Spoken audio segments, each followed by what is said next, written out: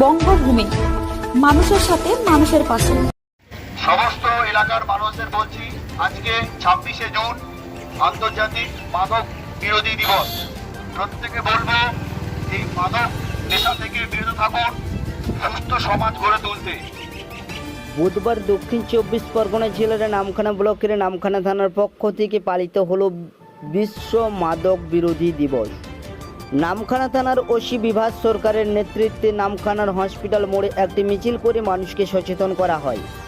এদিন উপস্থিত ছিলেন নামখানা থানার ভারপ্রাপ্ত আধিকারিক বিভাস সরকার সহ নামখানা থানার অন্যান্য প্রশাসনিক আধিকারিকগণ। এই বিষয়ে নামখানা থানার ভারপ্রাপ্ত আধিকারিক বিভাস সরকার বলেন, নেশায় শরীর ও মনের দুই ক্ষতি হয়, যা চিকিৎসা এবং কাউন্সেলিং দ্বারা সম্ভব নয়। সামাজিকভাবে একঘরে হয়ে পড়েন নেশাগ্রস্ত ব্যক্তি। নেশার সঙ্গে জুড়ে থাকে আর্থিক দুরবস্থার বিষয়টি।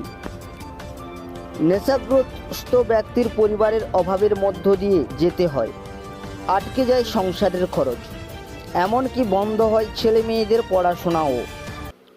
সেই বিষয়ে সতর্ক করতে আজ নামখানা থানার পক্ষ থেকে এই কর্মসূচি নেওয়া হলো, যাতে করে এই মাদক দ্রব্য থেকে মানুষ দূরে থাকে এবং সুখে স্বাচ্ছন্দ্যে জীবনযাপন করতে পারে।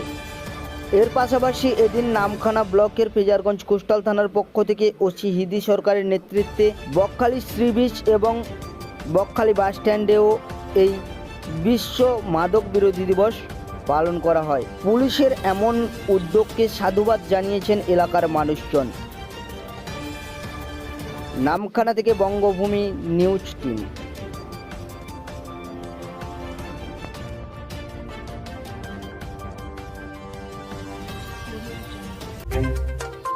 আমাদের চ্যানেল থেকে গুরুত্বপূর্ণ খবর আগে পেতে চ্যানেলটি সাবস্ক্রাইব করুন এবং পাশে থাকা বেল আইকনটি প্রেস করুন।